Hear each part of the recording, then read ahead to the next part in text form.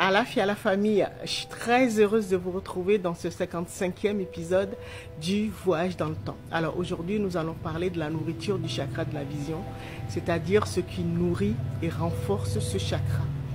Alors rappelez-vous, dans les précédents épisodes, je vous parlais de la diversité et de la richesse du champ quantique dans lequel nous évoluons, c'est-à-dire avec les différentes lignes temporelles.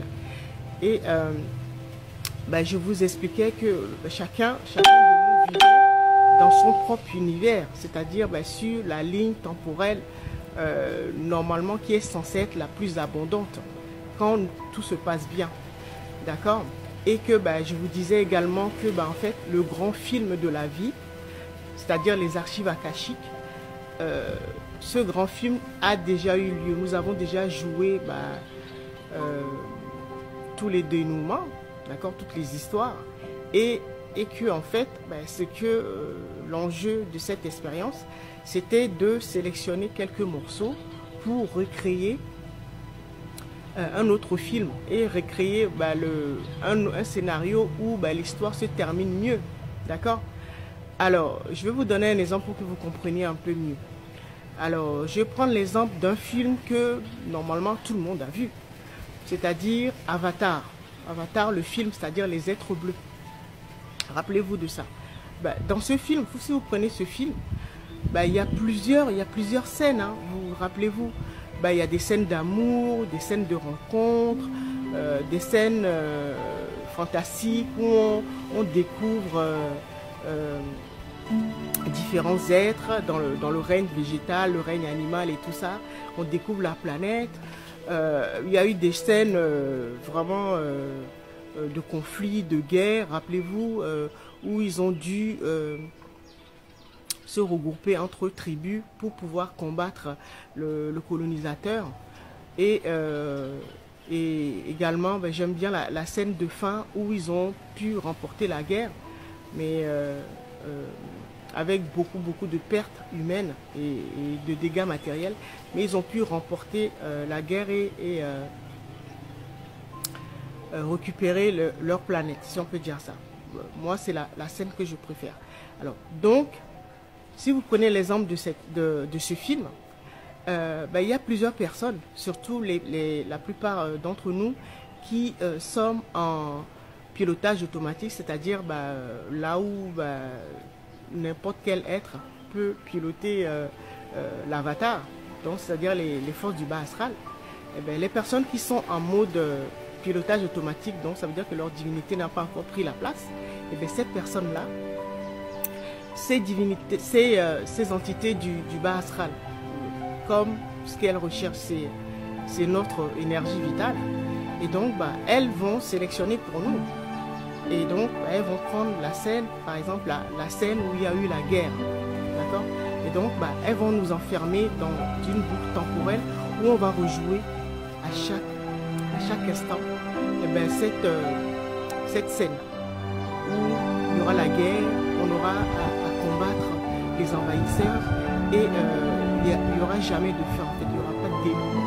Donc, on va passer notre temps à répéter cette scène. D'accord?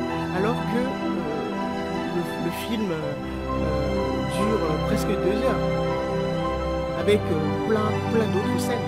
Mais les forces du bas astral, quand nous sommes en mode automatique, c'est-à-dire à leur merci, nous font revivre les scènes les plus traumatisantes. D'accord? En fait, c'est ça.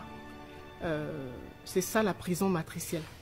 C'est pour ça que je vous disais que le chakra de la vision était le chakra le plus important, parce que ce chakra représentait notre divinité intérieure, ce qu'on appelle notre double quantique, qui est le pilote et l'opérateur, c'est-à-dire l'opérateur, le génie qui se trouve en nous, notre esprit, qui a les capacités de notre mère divine, notre polarité féminine, c'est-à-dire l'âme, la force attractive, et le pouvoir également de manifestation de son père, c'est-à-dire l'autorité, c'est-à-dire le verbe créateur, d'accord, le logos.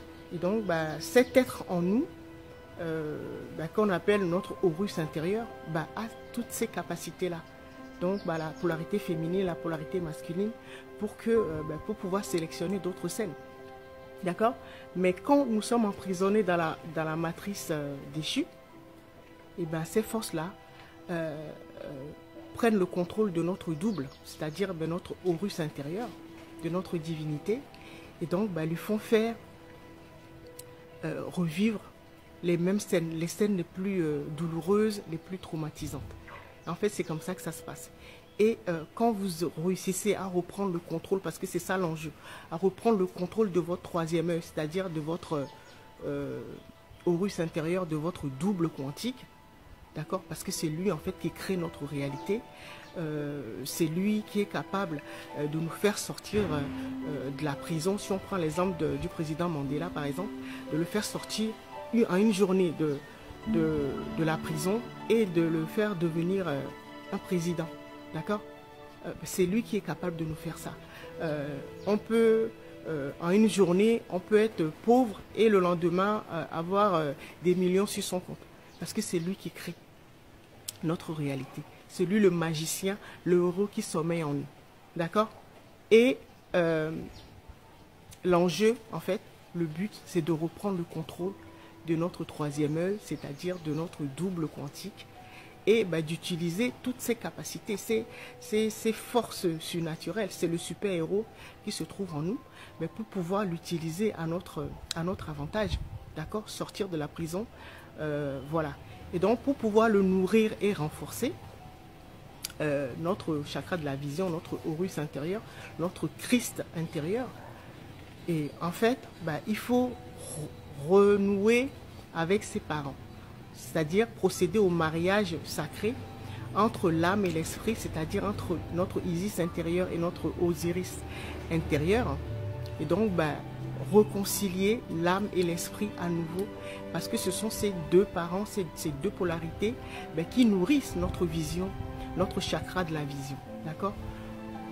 Notre Horus intérieur, Horus est nourri par son père et sa mère.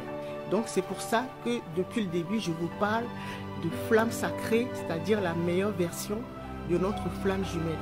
Et je vous ai dit qu'avec la reconstitution du couple sacré en nous, en fait c'est ça qui nous permet en fait de pouvoir faire les mises à jour à travers la sexualité sacrée. D'accord? Rappelez-vous de ça. C'est pour cela. Le plus important, c'est de réconcilier votre âme et votre esprit en renouant avec le mariage sacré. Procéder au mariage sacré à l'intérieur de vous. Pour pouvoir le matérialiser à l'extérieur, c'est pour ça que je vous dis que le plus important, c'est de retrouver la personne qui porte votre moitié, c'est-à-dire votre flamme sacrée. D'accord? C'est le plus important. Il ne sert à rien d'aller chercher de l'argent, d'essayer de faire carrière, de courir derrière les choses matérielles. Le plus important, c'est de retrouver, c'est de procéder au mariage sacré, c'est-à-dire retrouver sa flamme jumelle. Je dirais même mieux, la meilleure version de sa flamme jumelle, c'est la flamme sacrée. C'est le plus important. Parce que c'est à travers cela, à travers ce mariage sacré à nouveau que vous allez reconstituer, que vous allez pouvoir reprendre le contrôle de votre divinité intérieure, c'est-à-dire c'est votre double intérieur, l'opérateur et le pilote qui se trouvent en vous. L'opérateur multicasquette qui est capable, le magicien, d'accord, qui est capable de vous libérer de la prison matricielle.